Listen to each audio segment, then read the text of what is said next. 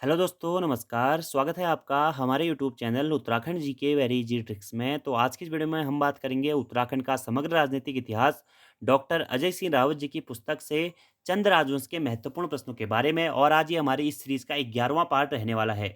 इससे पहले मैं 10 पार्ट आप लोगों को प्रोवाइड करा चुका हूँ। अगर आपने वो वीडियो नहीं देखी है तो प्लेलिस्ट पर जाकर दोस्तों आप लोग देख लीजिएगा। आपके आगामी एग्जाम हेतु वो काफ़ी महत्वपूर्ण रहने वाली हैं। इसी के साथ साथ जिनका वीडियो वीपीडी वाला एग्जाम है दोस्तों, वो लोग तो जरूर देख लें। और साथ में पोस्टमार्टम क्लासेज वाली सीरीज जो है वो भी आप देख लें। और जो रिवीजन क्लासेज या मैराथन क्लासेज अपलोड हुई है, 4 घंटे की एक मैराथन क्लास है, उसको भी जरूर देख के जाएं दोस्तों। हिंदी की भी कुछ हमारी पोस्टमार्टम क्लासेज अपलोड की गई हैं, उनको भी आप लोग जरूर देख के जाएं। आपके एग्जाम में बहुत ज़्यादा हेल्प मिल जाएगी आपको उन वीडियो से। और आज की इस वीडियो में दोस्तों हम चंद्र राजवंश के 100+ महत्वपूर्ण प्रश्नों के बारे में बात करेंगे। और ये जो प्रश्न आज की इस वीडियो में मैं आपको कराने वाला हूँ, ये एक पीडीएफ है, हमारे मित्र मंटोज सिंह राणा जी के द्वारा बनाई गई है। उसमें से संकलित ये हमारे 100 प्रश्न हैं, उनके द्वारा बनाई गई ही पीडीएफ है। आज की इस वीडियो में हम इसमें से करते हैं। अगली वाली वीडियो में जो इसमें से बचे हुए चीज़ें रहेंगी दोस्तों, वो मैं आप लोगों को हैंड रिटन रूप में कराऊंगा एज ए प्रैक्टिस फॉर्मेट में। तो आप लोग कमेंट बॉक्स में जरूर बता दीजिएगा कि आपको अगली वीडियो की रिक्वायरमेंट है या नहीं है, ठीक है। बाकी कोशिश होगी कि ये जो 100+ प्रश्न है, काफ़ी अच्छे लेवल के आपके प्रश्न हैं। बाकी दोस्तों यही कहना चाहूँगा कि अगर आपको डिटेल्स में पढ़ना है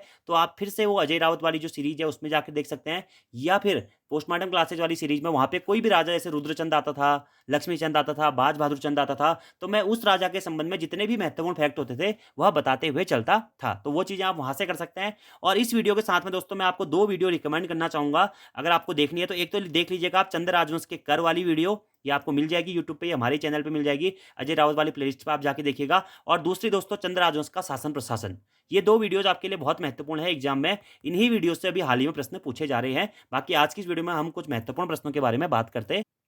पहला हमारा प्रश्न है, सोमचंद की आगमन की तिथि कब से कब तक मानी जाती है? तो सोमचंद के आगमन की तिथि 1019 से 1020 तक मानी जाती है।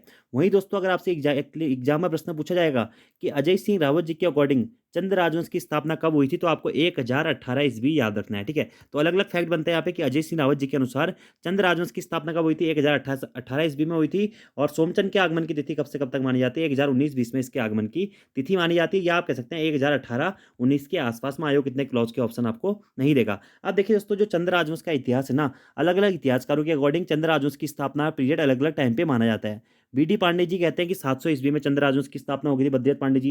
एटकिंसन साहब कहते हैं कि 953 में हुई थी। अजय सिंह रावत जी कहते हैं 1018 में हुई थी।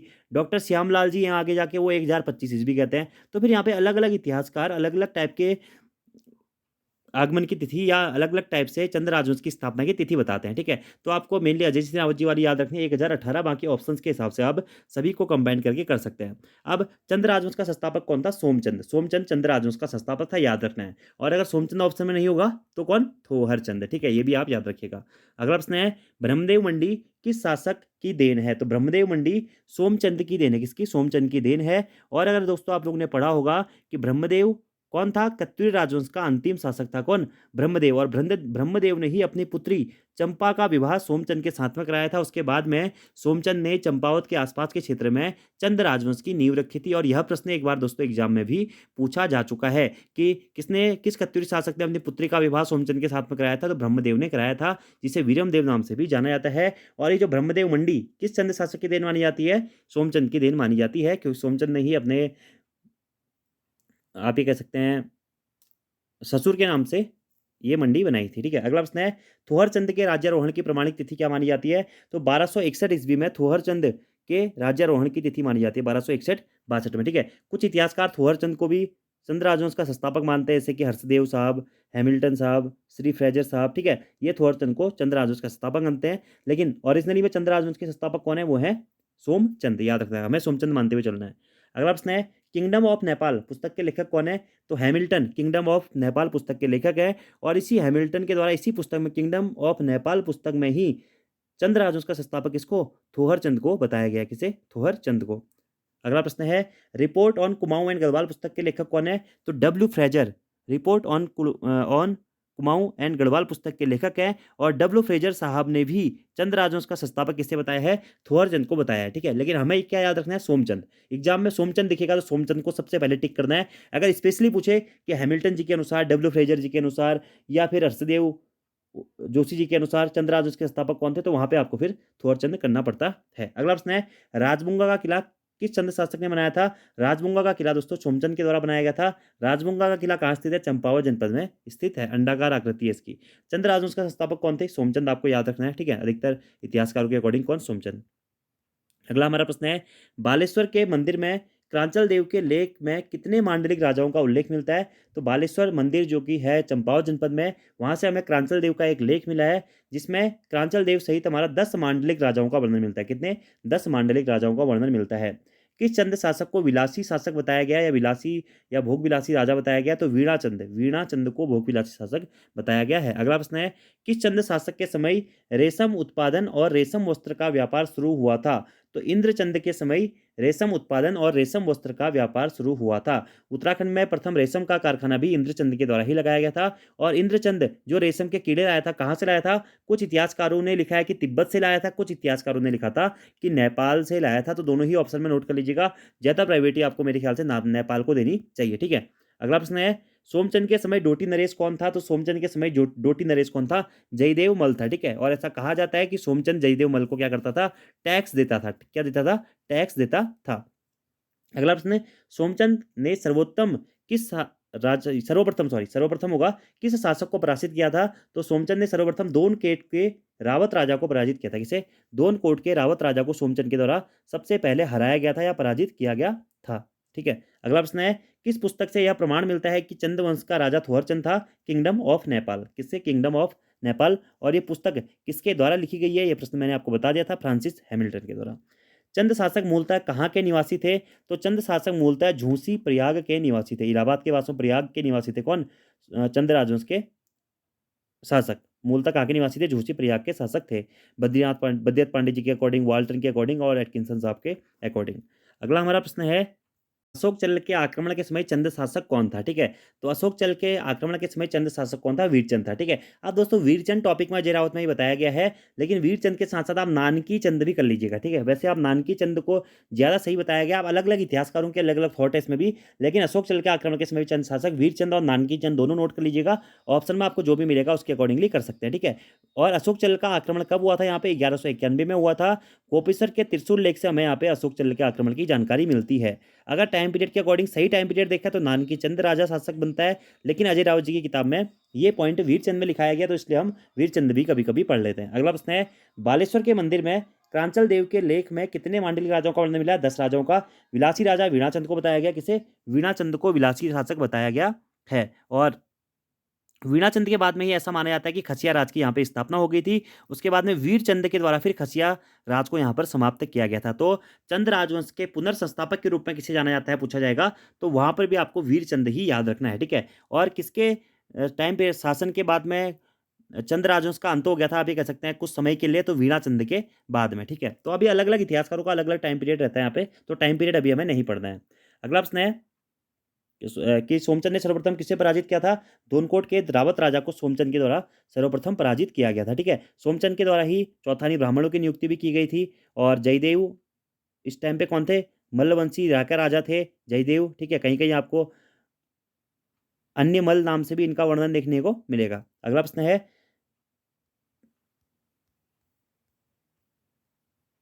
किस राजा के समय डोटी के अधिपत्य से मल्ल शासकों को मुक्ति मिली थी? ठीक है, तो भारती चंद के समय पे डोटी के अधिपत्य से मल्ल शासकों को मुक्ति मिली थी। भारती चंद को चंद राजवंश का प्रथम स्वतंत्र शासक के रूप में भी जाना जाता है। अगला है, मडुवागुडोल पिथौरागढ़ में किस चंद शासक का कटकुनौला है?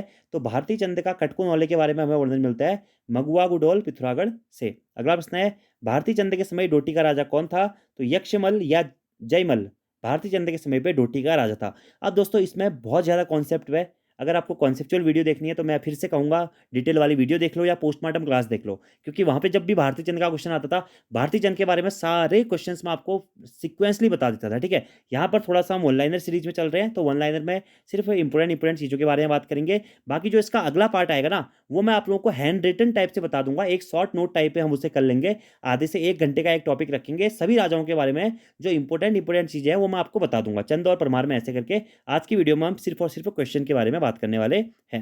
अगला प्रश्न है, मल्ल राजा जो डोटी में शासन करते थे क्या कहलाते थे? तो मल्ल राजा जो डोटी में शासन करते थे उन्हें रैका राजा कहा जाता था। रैका राजा या फिर राई राजा कहा जाता था, ठीक है। और ये डोटी के मल्लवंशी राजा कहलाते थे। अगला प्रश्न है, मल्ल शासकों के अधिकृत सिरा क्षेत्र क्या कहलाता था? तो मल्लो या मल्ल शासक या डोटी के शासकों के अधीन कृत जो सिरा क्षेत्र था हमारा वर्तमान का डीडीहार क्षेत्र, यह परवट डोटी का देश कहलाता था या परवट डोटी प्रदेश कहलाता था।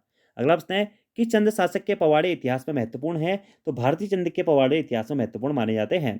अगला प्रश्न है, किस चंद शासक ने फिरोज शाह तुगलक के दरबार में जाकर शरण ली थी या जाकर बैठक ली थी? तो ज्ञानचंद। ज्ञानचंद के द्वारा सर्वप्रथम फिरोज शाह तुगलक के दरबार में जाकर शरण ली गई थी। किसके द्वारा? ज्ञानचंद के द्वारा।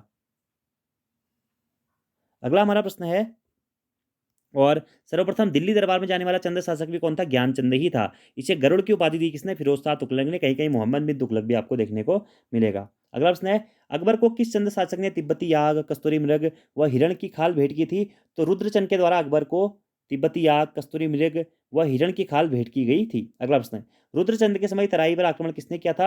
हुसैन खां टुकड़िया ने रुद्रचंद के समय पे तराई पर आक्रमण किया था। फिर उसके बाद में रुद्रचंद और हुसैन खां टुकड़िया के मध्य में इकफा युद्ध होता है। क्या? इकफा युद्ध होता है। और जो ये दोस्तों इससे ऊपर वाला प्रश्न है ना कि किस चंद शासक ने अकबर को तिब्बती याग, कस्तूरी मृग व हिरण की खाल भेंट की थी? तो रुद्रचंद ने की थी। और रुद्रचंद और अकबर की मुलाकात कहाँ पे हुई थी? लाहौर में हुई थी। कब हुई थी? 1588 ईस्वी में हुई थी। ये भी आपको डायरेक्टली याद रखना है। अगला हमारा प्रश्न है कि चंद राजवंश की राजधानी को चंपावत से अल्मोड़ा में स्थानांतरित करने का श्रेय किसे जाता है? तो चंद राजवंश की राजधानी को चंपावत से अल्मोड़ा स्थानांतरित करने का श्रेय जाता है किसे?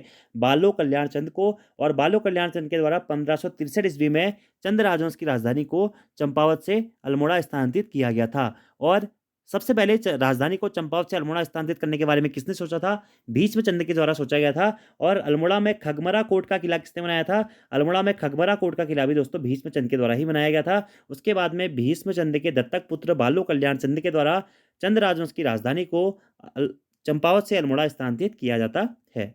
अगला प्रश्न है, मणकोटी को चंद राज्य में मिलाने का श्रेय किस चंद शासक को जाता है? तो बालो कल्याण चंद को जाता है मणकोटी को चंद राज्य में मिलाने का श्रेय। वहीं दानपुर क्षेत्र को चंद राजवंश में मिलाने का श्रेय भी किसे जाता है? बालो कल्याण चंद को ही जाता है। अगला प्रश्न है कि थल में शिव मंदिर की स्थापना किसने करी थी? जो थल में दोस्तों शिव मंदिर है, जिसे हम बालेश्वर शिव मंदिर कहते हैं, उसके संस्थापक के रूप में रुद्रचंद को जाना जाता है। किसे? रुद्रचंद को। अगला प्रश्न है, मल्ल शासक, वह मल्ल शासक कौन था जिसने चंदों से वैवाहिक संबंध बनाए थे? तो शोभामल्ल। कौन? शोभामल्ल। इसके बाद में और भी मल्ल शासक हुए बाद में। अगला प्रश्न है, सीरा को अपने अधीन कर लिए जाने के बाद भारतीय चंद ने अपना सामंत किसे नियुक्त किया था? तो डुंगरा बसेड़ा को भारतीय चंद ने अपना सामंत नियुक्त किया था सीरा को अपने अधीन कर लेने के बाद में। और भारतीय चंद ही पहला स्वतंत्र शासक था किसका? चंद राजवंश का, जिसने क्या किया था? डोटी प्रदेश पर या फिर नेपाल पर आक्रमण किया था।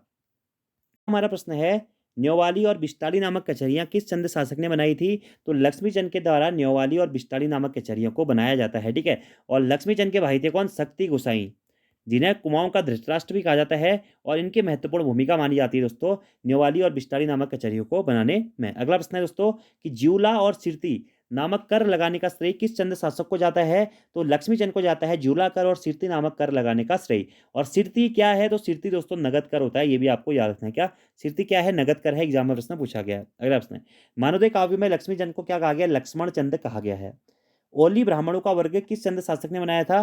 तो थाली बजाने के लिए ओली ब्राह्मणों का वर्ग, या ओले पड़ने पर थाली बजाने के लिए ओली ब्राह्मणों का वर्ग रुद्रचंद के द्वारा बनाया गया था। सामाजिक व्यवस्था स्थापित करने का श्रेय किस चंद शासक को जाता है? तो सामाजिक व्यवस्था स्थापित करने का श्रेय रुद्रचंद को ही जाता है। अगला प्रश्न है, चौथानी ब्राह्मणों की नियुक्ति किस शासक ने करी थी? ठीक है, तो दोस्तों अगर बात करें चौथानी ब्राह्मणों की नियुक्ति सर्वप्रथम अगर पूछा जाएगा, सर्वप्रथम की थी किसने दोस्तों? सोमचंद ने। सोमचंद के द्वारा सर्वप्रथम चौथानी ब्राह्मणों की नियुक्ति की गई थी। और उसी के बाद में ब्राह्मणों का अलग अलग वर्ग किसके द्वारा बनाया गया, अगर यह प्रश्न पूछा जाता है, या ब्राह्मणों को उनके वर्ग के अकॉर्डिंग किसके द्वारा विभाजित किया गया था? तो वह रुद्रचंद के द्वारा किया गया था। तो यह प्रश्न थोड़ा सा कंफ्यूजिंग भी रहता है। चौथानी ब्राह्मणों की नियुक्ति सबसे पहले पूछेगा दोस्तों किसने करी थी? दोस्तों सोमचंद के द्वारा सबसे पहले चौथानी ब्राह्मणों की नियुक्ति की गई थी। और 4 ब्राह्मणों को मुख्यतः ये चौथानी ब्राह्मणों में शामिल किया था, ठीक है। अब ये 4 ब्राह्मण कौन कौन से थे ये भी आपको याद रखना चाहिए दोस्तों। पांडे, बिष्ट, सिमल्टिया और जोशी। पांडे, बिष्ट, सिमल्टिया और जोशी, सोमचंद ने इन चौथानी ब्राह्मणों की नियुक्ति की थी। और इन चौथानी ब्राह्मणों के बाद में जैसे पितलिया ब्राह्मण, या फिर ब्राह्मणों के अलग अलग वर्ग किसने बनाए पूछा जाएगा, या ब्राह्मणों को अलग अलग वर्गों में किसने विभाजित किया पूछा जाएगा, जैसे चौथानी, तिथानी, पितलिया, ओली ब्राह्मण, तो वो रुद्रचंद ने किया था, ठीक है। अगला प्रश्न है, मुगल शासक ने किस शासक को 84 माल का परगने का फरमान दिया था? तो मुगल शासक अकबर ने रुद्रचंद को 84 माल का परगना का फरमान दिया था? किसे? रुद्रचंद को, ठीक है। जब ये 1588 में इससे मिलने कहाँ जाता है? लाहौर जाता है।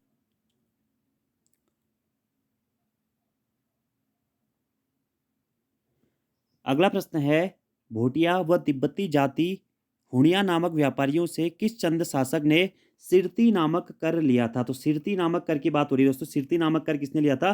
बाज बहादुर चंद ने लिया था। और मेनली आपने सौका हुणिया व्यापार के बारे में पढ़ा होगा। सौका भोटियाओं की उपशाखा थी और हुड़िया कहा जाता था तिब्बती लोगों को।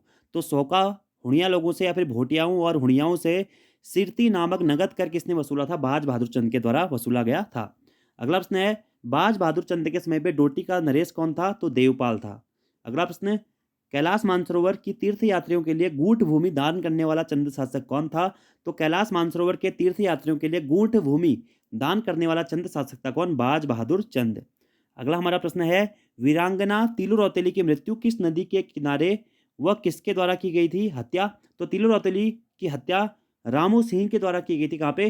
पूर्वी नयार नदी के किनारे। कौन सी नदी के किनारे? पूर्वी नयार नदी के किनारे। और रामू सिंह के द्वारा तिलू रौतेली की हत्या की गई थी। और दोस्तों मैं आपसे एक बार फिर से कहना चाहूँगा, अगर आपको डिटेल्स में इसके बारे में पढ़ना है तो आप पोस्टमार्टम क्लासेस देख लो। वहाँ पे मैंने बाई जितने भी हमारे राजा आते थे, राजा दर राजा, मैंने आपको वहाँ पे सारे पॉइंट बताए हुए हैं। या फिर आप हमारी अजय रावत वाली जो प्लेलिस्ट है डिटेल्स वाली, वहाँ पे भी पढ़ सकते हैं। वहाँ से आपको ज़्यादा चीज़ें समझ में आएंगी। अगला हमारा प्रश्न है, एक अधाली बराबर कितनी नाली होती है? एक अधाली बराबर होती है 8 नाली, यानी कि आप कह सकते हैं 15 किलो। अगला प्रश्न है, रौत जमीन दी जाती थी किसके लिए? तो चंद राजवंश में जो रौत भूमि बहादुरी कार्य करने के लिए दी जाने वाली भूमि क्या थी? रौत भूमि होती थी, ठीक है। रौत भूमि या रौत जमीन किस कार्य के लिए दी जाती थी? तो बहादुरी या अदम्य साहस के कार्यों को करने वाले व्यक्ति को रौत भूमि दान में दी जाती थी राजाओं के द्वारा। अगला प्रश्न है, बागेश्वर के बागनाथ मंदिर का जीर्णोद्धार किसके द्वारा कराया गया था या निर्माण किसके द्वारा कराया गया था? तो लक्ष्मीचंद के द्वारा 1602 में बागेश्वर से बागनाथ मंदिर का निर्माण कराया गया था। यहाँ पर दोस्तों हमारे 50 प्रश्न कंप्लीट हो जाते हैं। अब बात करते हैं आगे। त्रिपुरा सुंदरी मंदिर अल्मोड़ा में किस चंद शासक के द्वारा बनाया गया था? तो त्रिपुरा सुंदरी मंदिर कहाँ स्थित है? अल्मोड़ा में स्थित है, जिसे उद्योग चंद के द्वारा बनाया गया था। अगला प्रश्न है, उद्योग चंद ने अजमेरगढ़ व खैरागढ़ पर कब आक्रमण किया था? तो अजमेरगढ़ पर आक्रमण किया था 1683 में और खैरागढ़ पर आक्रमण किया था 1688 में। अजमेरगढ़ को भी जीत लिया था, खैरागढ़ को भी जीत लिया था। किसने? उद्योग चंद ने। और ये अजमेरगढ़ और खैरागढ़ कहाँ स्थित है? तो ये डोटी में स्थित है, ठीक है। अगला प्रश्न है, उद्योग चंद के सेनापति का नाम क्या था? तो हिरू देवबा। हिरू देवबा उद्योग चंद का सेनापति था। मैसी साहू भी किसका सेनापति था? उद्योग चंद का ही सेनापति था। अगला प्रश्न है, किस शासक के विरुद्ध डोटी नरेश देवपाल व गढ़वाल नरेश मेदिनी शाह ने संधि कर ली थी? तो उद्योग चंद के विरुद्ध डोटी नरेश देवपाल और गढ़वाल नरेश मेदिनी शाह ने संधि कर ली थी, लेकिन तब भी वह उद्योग चंद को नहीं हरा पाते हैं। यानी कि उद्योग चंद चंद राजवंश का एक प्रतापी शासक माना जाता है। ह्यू देवबा इसका सेनापति था, मैंने आपको बता दिया है। और मैसी साहू भी इसका एक सेनापति था।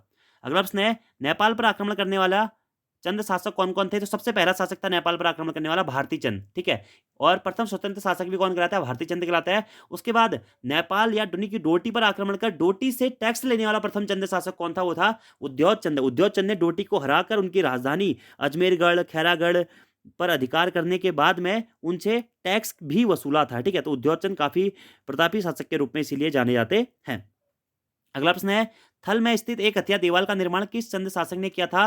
तो थल में जो आपका एक हथिया देवाल है, इसका निर्माण बाज बहादुर चंद के द्वारा किया गया था। वहीं थल में जो बालेश्वर मंदिर है, उसका निर्माण किसने कराया था? उसका निर्माण कराया था रुद्रचंद ने, जो कि मैं आपको बता चुका हूं।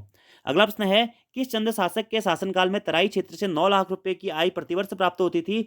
तो 9 लाख रुपए की आय प्रतिवर्ष प्राप्त होती थी जगत चंद के शासनकाल में। किसके? जगत चंद के शासनकाल में। और नौलखिया माल परगना या 84 माल का परगना किस क्षेत्र को कहा जाता है? तो तराई भावर वाले क्षेत्र को, यानी कि वर्तमान का जो उधमसिंह नगर का आसपास का क्षेत्र है, इसे नौलखिया माल परगना या 84 माल परगना के नाम से भी जाना जाता है। और इसमें 9 लाख की आय किसके समय पे प्राप्त होती थी? जगत चंद के समय पे प्राप्त होती थी, ठीक है। और जगत चंद के शासनकाल ही कुमाऊं का या चंद राजवंश में स्वर्णिम काल या चंद राजवंश के स्वर्णिम काल के रूप में भी जाना जाता है।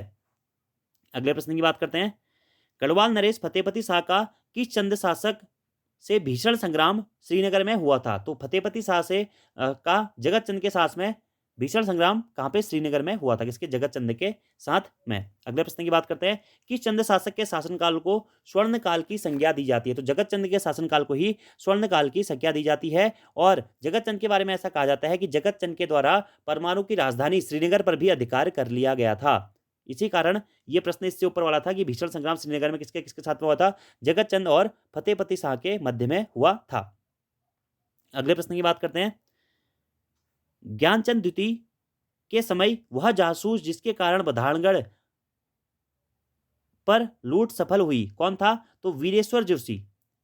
ज्ञानचंद द्वितीय के समय पे वह जासूस था जिसके कारण में बधानगढ़ पर लूट सफल हुई थी। इसके नेतृत्व में, वीरेश्वर जोशी के नेतृत्व में। और ज्ञानचंद द्वितीय आप लोगों को याद होना चाहिए, नंदा देवी की स्वर्ण प्रतिमा को चुरा के लाता है कहां से, बधानगढ़ से। और इसके समय पे जासूस कौन था, इसके कारण बधानगढ़ लूट सफल हुई थी, तो वीरेश्वर जोशी था, या वीरेश्वर जोशी भी आपको इनका कहीं कहीं नाम मिलेगा।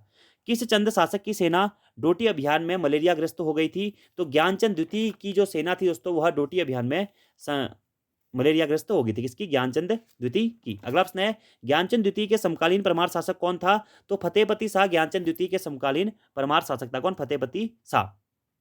और ज्ञानचंद के समय से ही हमारी 12 वर्षीय युद्ध की शुरुआत हुई थी। 1700 से लेकर 1708 तक इसने 12 वर्षीय युद्ध लड़ा था, मतलब 10 वर्ष इसने लड़ा था, फिर 2 वर्ष बाद में जगत चंद के द्वारा लड़ा गया था। तो 12 वर्षीय युद्ध की शुरुआत अगर पूछा जाएगा तो वो फतेहपति समय शाह के समय पर ही हुई थी। कुमाऊं और गढ़वाल के मध्य में फिर ये युद्ध हुआ था। ठीक है, अगला प्रश्न है, किस चंद शासक का पहला आक्रमण गढ़वाल की पिंडर घाटी पर था, तो ज्ञानचंद। ज्ञानचंद का पहला आक्रमण कहा था, गढ़वाल की पिंडर घाटी पर हुआ था, जिसमें इसने थराली तक के उपजाऊ क्षेत्र को रौत डाला था। और ऐसा माना जाता है कि इसने 1698 से लेकर 1798 तक 10 बार गढ़वाल पर आक्रमण किया, यानी कि गढ़वाल पर सर्वाधिक आक्रमण करने वाला चंद शासक कोई होगा तो वो होगा दोस्तों कौन, ज्ञानचंद। बधानगढ़ को भी लूटता है, बधानगढ़ से नंदा देवी की स्वर्ण प्रतिमा को भी चुरा के लाता है।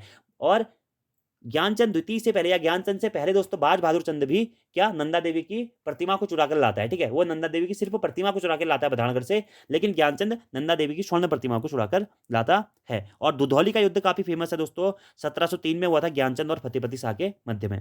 अगला प्रश्न है, चंद राज्य का अवनति काल शुरू होता है कब से, तो 1720 से चंद राजवंश का अवनति काल शुरू माना जाता है। और 1720 में शासक कौन था, देवीचंद। यानी कि देवीचंद के शासन काल से ही चंद राजवंश का अवनति काल शुरू होता है, और देवीचंद को ही चंद राजवंश का मोहम्मद बिन तुगलक भी कहा जाता है। अगला प्रश्न है, चेचक से किस चंद्रवंशी शासक की मृत्यु हुई थी, तो जगत चंद की मृत्यु हुई थी। किससे, चेचक के कारण। ठीक है, जगत चंद की। कुछ लोग कहते हैं कि शीतला देवी के प्रकोप के कारण भी हुई थी, लेकिन यहाँ पे आपको चेचक याद रखना है। अगला प्रश्न है, जुआरियों पर जुआ की बाज कर लगाने वाला चंद शासक कौन था, जुआरियों पर जुआ की बाज कर लगाने वाला चंद शासक कौन था, जगत चंद था। जगत चंद ने कहा भाई जुआ खेलोगे तब भी कर दोगे। ठीक है, इसीलिए इसके शासनकाल को उत्कर्ष का काल या चंद राजवंश का स्वर्णिम काल भी कहा जाता है।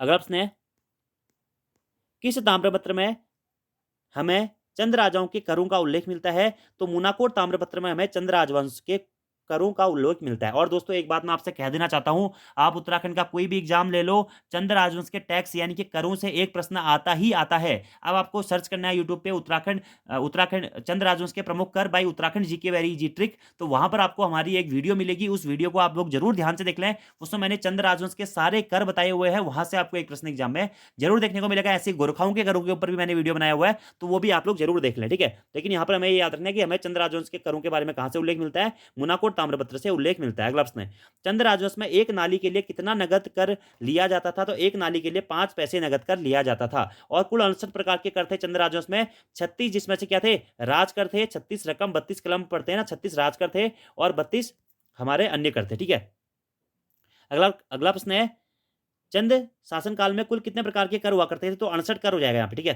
कुल कितने प्रकार के कर होते थे, 68 प्रकार के कर होते हैं। ठीक है, 36 रकम, 32 कलम। 36 क्या थे, राजस्व कर माने जाते थे मुख्यतः, जो राजा के द्वारा वसूले जाते थे। 32 हमारे अन्य कर होते थे। अगला प्रश्न है, चंद शासन काल में घरेलू नौकरों को क्या कहा जाता था, तो चंद राजवंश में शासन काल में घरेलू नौकरों को छोड़ा कहा जाता था। क्या, छोड़ा। और नौकरानी को क्या कहा जाता था, छोड़ी।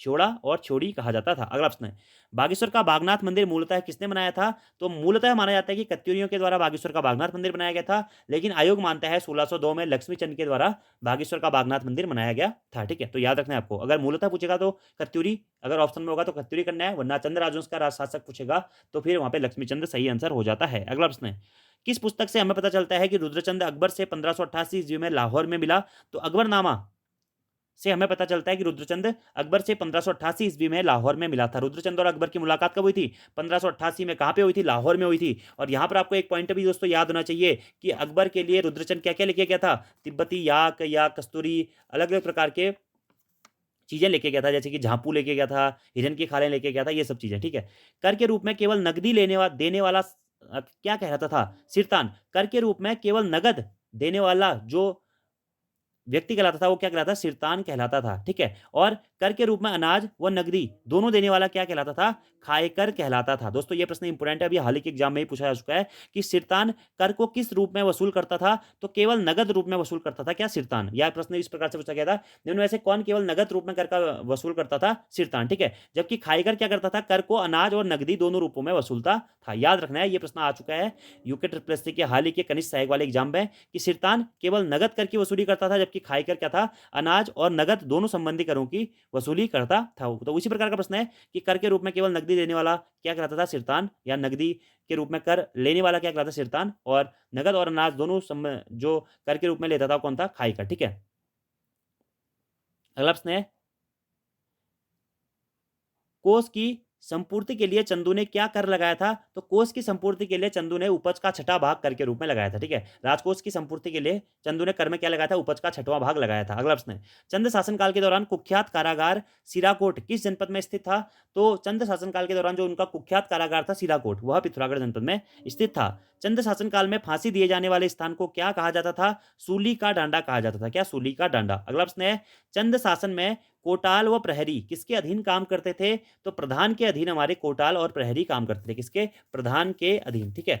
अगला प्रश्न है, चंद प्रशासन में छोटी इकाई क्या कहलाती थी? जो चंद प्रशासन में जो छोटी इकाई थी वह गरखा कहलाती थी। क्या? गरखा, ठीक है? और गरखे का प्रकार का जो प्रशासक होता था कौन कहलाता था? गरखे का प्रशासक कहलाता था नेगी। ये भी आपको याद रखना है।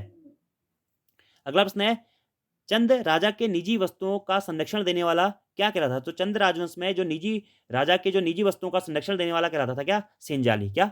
सेंजाली। अगला प्रश्न है, चंद के समय प्रशासनिक परामर्शदाता कौन हुआ करते थे? तो मेहरा और फर्त्याल चंदों के समय पे प्रशासनिक परामर्शदाता हुआ करते थे। कौन? मेहरा और फर्त्याल, ठीक है? ऐसे प्रश्न पूछा जाएगा कि चंद राजवंश में गल्ला छाहड़ा क्या था? तो उपज का छठवां भाग, जो कि मैंने आपको थोड़ी देर पहले प्रश्न कराया ना, उपज का छठा भाग कोष की संपूर्ति के लिए लिया जाता था। इसे गल्ला छाहड़ा भी कहा जाता था। क्या? गल्ला छाहड़ा। अगला प्रश्न है, ताम्रपत्र के उत्कीर्णकों को चंद शासनकाल में क्या कहा जाता था? तो ताम्रपत्र के उत्कीर्णकों को चंद शासनकाल में सुधार या फिर सुनार, सुनार या सुनवार भी कहा जाता है। क्या? सुधार, सुनार या सुनवार कहा जाता था। याद रखना दोस्तों आपको, सुधार, सुनार या सुनवार, ठीक है? अगला प्रश्न है कि चंद्रवंशी राजकुमारी की उपाधियां क्या क्या थी? तो महाराजा कुमार, कुंवर, गोसाई, ये चंद्र शासकों की क्या थी? उपाधियां थी, ठीक है? और चंद्र राजवंश में जो ताम्रपत्रों के लेखक थे, ताम्रपत्र के लेखक को क्या कहा जाता था? ठीक है? तो ताम्रपत्र के लेखक को जोशी या जोइसी या ज्योतिषी कहा जाता था, जबकि ताम्रपत्रों के उत्कीर्णकों को क्या? सुधार, सुनार या फिर सूत्रधार कहा जाता था। यह भी आपको याद रखना है। अगला प्रश्न है, चंद शासक के ताम्रपत्रों में हमें रुपये व पैसों का उल्लेख मिलता है। मतलब किस चंद शासक के ताम्रपत्रों में हमें रुपये और पैसे का उल्लेख मिलता है? तो लक्ष्मी चंद और जगत चंद के ताम्रपत्रों में हमें रुपये और पैसे का उल्लेख मिलता है। और अभी दोस्तों हाल ही में एक प्रश्न और एग्जाम में पूछा गया था, निम्न में से किस राजवंश की हमें मुद्रा प्राप्त नहीं हुई है? तो चंद राजवंश की मुद्रा प्राप्त नहीं हुई है। ऑप्शन के अकॉर्डिंग वहां पे चंद राजवंश ही सही आंसर बैठ रहा था, ठीक है? लेकिन अभी कुछ कुछ किताबों में ऐसा दिया गया कि चंद राजवंश में भी कुछ शासकों की हमारी मुद्रा प्राप्त हुई है। देखिए आयोग अब रिवाइज आंसर की में उसका क्या आंसर देता है। अगला प्रश्न है, बाज बहादुर चंद को कुमाऊं का जमींदार किस मुगल शासक ने घोषित किया था? तो शाहजहां के द्वारा बाज बहादुर चंद को कुमाऊं का जमींदार घोषित किया गया था। और बाज बहादुर चंद को बहादुर और जमींदार की उपाधि किसके द्वारा दी गई थी? यह भी शाहजहां के द्वारा ही दी गई थी। किसके द्वारा? शाहजहां के द्वारा ही दी गई थी। अगला प्रश्न है, किस चंद शासक ने गणराज्य के विरुद्ध मुगल बादशाह का साथ दिया था? तो गढ़वाल के विरुद्ध मुगल बादशाह का साथ दिया था किसने? बाज बहादुर चंद ने। जब शाहजहां ने गढ़वाल पर 3 आक्रमण किए तो उस दौरान शाहजहां की मदद किसने की थी कुमाऊं से आक्रमण करने में? बाज बहादुर चंद ने करी थी। याद रखना है आपको। अगला प्रश्न है, लखुली बिराली उपनाम से किस चंद शासक को जाना जाता है? तो लखुली बिराली उपनाम से लक्ष्मी चंद को जाना जाता है। किसे? लक्ष्मी चंद को। अगला प्रश्न है, कौन सा चंद शासक अकबर व जहांगीर के समकालीन था? तो लक्ष्मी चंद अकबर और जहांगीर दोनों के समकालीन था। कौन? लक्ष्मी चंद, ठीक है? और लक्ष्मी चंद और जहांगीर के संबंधों के बारे में हमें जहांगीर नामा से भी पता चलता है। तो किससे? जहांगीर नामा से हमें लक्ष्मी चंद और जहांगीर के संबंधों के बारे में पता चलता है। और लक्ष्मी चंद भी जहांगीर से मिलने जहांगीर के दरबार में गया था। ये पॉइंट भी आपको डायरेक्टली नोट डाउन करने हैं। अगला प्रश्न है, गोरिल देवता का मूल निवास स्थान कहाँ माना जाता है? तो देशु में गोरिल देवता यानी कि गोलू देवता का मूल निवास स्थान माना जाता है देशु में नेपाल, ठीक है? और उत्तराखंड के जनपदों में पूछेगा तो चंपावत जनपद को गोलू देवता का मूल निवास स्थान माना जाता है। वहीं गंगनाथ देवता का पूछा जाएगा तो गंगनाथ देवता का देशु में मूल निवास स्थान नेपाल को ही माना जाता है, जबकि उत्तराखंड में इनका मूल निवास स्थान अल्मोड़ा को माना जाता है। याद रखना है आपको दोनों, ठीक है? अगला प्रश्न है, नेपाल की वह भाषा जिसमें कुमाऊनी भाषा का पूरा प्रभाव देखने को मिलता है, कौन-सी है?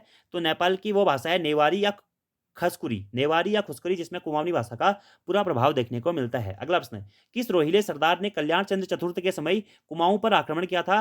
तो अली मोहम्मद खां, अली मोहम्मद खां के द्वारा कल्याण चंद्र चतुर्थ के समय पे, या कहीं-कहीं आपको पंचम में मिलेगा, कुमाऊं पर आक्रमण किया गया था। और 1743-44 की ये बात थी जब इसने कुमाऊं पर आक्रमण किया। कुमाऊं पर सर्वप्रथम रोहिला आक्रमण किसने किया? अली मोहम्मद खां के नेतृत्व में ही किया गया था। और किस शासक के समय पे हुआ था? कल्याण चंद्र चतुर्थ के समय पर हुआ था। अगला प्रश्न है, कल्याण चंद्र चतुर्थ की सहायता किस परमार शासक ने करी थी? तो रोहिलाओं के विरुद्ध कल्याण चंद्र चतुर्थ की सहायता प्रदीप शाह के द्वारा की गई थी। किसके द्वारा? प्रदीप शाह के द्वारा की गई थी। और यहीं पे युद्ध होता है तो कौन सा? दूनागिरी का युद्ध। किसके किसके मध्य में होता है? तो कुमाऊं और गढ़वाल की मिश्रित सेना, कुमाऊं प्लस गढ़वाल, जिसमें कुमाऊं का नेतृत्व कर रहे थे, मतलब कुमाऊं के शासक उस टाइम पे थे कौन? कल्याण चंद चतुर्थ या पंचम, और गढ़वाल के शासक थे प्रदीप शाह। और इनका युद्ध हुआ था रोहिलों के साथ में, और रोहिलों के साथ में यह दूनागिरी का युद्ध, ये दोनों हार गए थे। ठीक है, उसके बाद में कल्याण चंद चतुर्थ से रोहिलों ने 3 लाख रुपए की मांग की थी, और कल्याण चंद चतुर्थ के पास ये पैसा नहीं था। फिर प्रदीप शाह के द्वारा कल्याण चंद को ये पैसा दिया जाता है। और इसी प्रकार से प्रश्न बना है कि इसकी सहायता किस शासक ने कर थी? तो प्रदीप शाह के द्वारा इनकी सहायता की गई थी। अगला प्रश्न है, कुमाऊं का विक्रमादित्य या कुमाऊं का तुगलक किस चंद शासक को कहा जाता है? तो देवी चंद को कुमाऊं का विक्रमादित्य या कुमाऊं का मोहम्मद बिन तुगलक कहा जाता है। कुमाऊं का विक्रमादित्य बनने का इसका सपना था। ठीक है, और तो और ये दोस्तों मुगल शासन पर, सल्तनत पर भी आक्रमण करने के लिए चले जाता है। ठीक है, अल्मोड़ा में चौमहला महल किले का निर्माण किस चंद शासक ने किया था? तो अल्मोड़ा में चौमहला महल किले का निर्माण कल्याण चंद के द्वारा किया गया था। किसके द्वारा? कल्याण चंद चतुर्थ के द्वारा अल्मोड़ा में चौमहला महल किले का निर्माण किया गया था। किसके द्वारा? कल्याण चंद चतुर्थ के द्वारा। इसी प्रकार से दोस्तों प्रश्न बनता है कि मल्ला महल का किला, मल्ला महल का किला किसने बनाया? तो रुद्रचंद के द्वारा मल्ला महल का किला बनाया जाता है। तल्ला महल का किला किसने बनाया? उद्योग चंद के द्वारा तल्ला महल का किला बनाया जाता है। वहीं चौमहला महल किले का निर्माण किसके द्वारा किया जाता है? तो कल्याण चंद के द्वारा किया जाता है। वहीं लाल मंडी किले का निर्माण किसने किया? लाल मंडी किले का निर्माण कल्याण चंद के द्वारा किया गया, और इसी लाल मंडी किले को फोर्ट मोइरे किले के नाम से भी जाना जाता है। इसी के साथ साथ खगमरा कोट किले का निर्माण किसने किया? खगमरा कोट किले का निर्माण यह किया था भीष्मचंद के द्वारा। खगमरा कोट किले का निर्माण किया गया था, याद रखना आपको। अगला प्रश्न है, किस चंद शासक का बेटा कुमाऊं का तुगलक कहलाता है? तो जगत चंद का पुत्र था कौन? देवीचंद, जिसे कुमाऊं का मोहम्मद बिन तुगलक भी कहा जाता है। अगला प्रश्न है, किस पुस्तक में कुमाऊं की लोकधरा में निर्मित हस्तरचित सामग्रियों का उल्लेख किया गया है? तो आईने अकबरी पुस्तक में कुमाऊं की लोकधरा में निर्मित हस्तरचित सामग्रियों का उल्लेख किया गया है। तो दोस्तों आज की इस वीडियो में ये हमने चंद्र राजवंश के कुछ महत्वपूर्ण प्रश्नों के बारे में बात की है। अगली एक और वीडियो इसके ऊपर मैं लाऊंगा जिसमें हम बचे हुए प्रश्नों के बारे में बात कर लेंगे। और आज की इस वीडियो में हमने 100+ चंद्र राजवंश के महत्वपूर्ण प्रश्नों के बारे में बात की है। तो ये सभी प्रश्न आपके आगामी एग्जाम से तो दोस्तों महत्वपूर्ण है। आप देखिए दोस्तों, चंद्र राजवंश में जो मेन फैक्ट्स थे वो मैं आपको अलग वीडियोज में भी बता चुका हूं, लेकिन फिर भी जो आपके बच जाएंगे वो मैं आगे आपको करवा दूंगा। फिलहाल आप इतने क्वेश्चन कर लीजिएगा, और पोस्टमार्टम क्लासेज आप जरूर देख लें यार, या फिर आप डिटेल वाली क्लासेज देख सकते हैं तो उनको भी देख लीजिएगा। एग्जाम में आपके बहुत ज्यादा हेल्पफुल ये क्लासेज रहने वाली है। तो आज की वीडियो में इतना ही दोस्तों। Thank you, thanks for watching video, see you next time, धन्यवाद।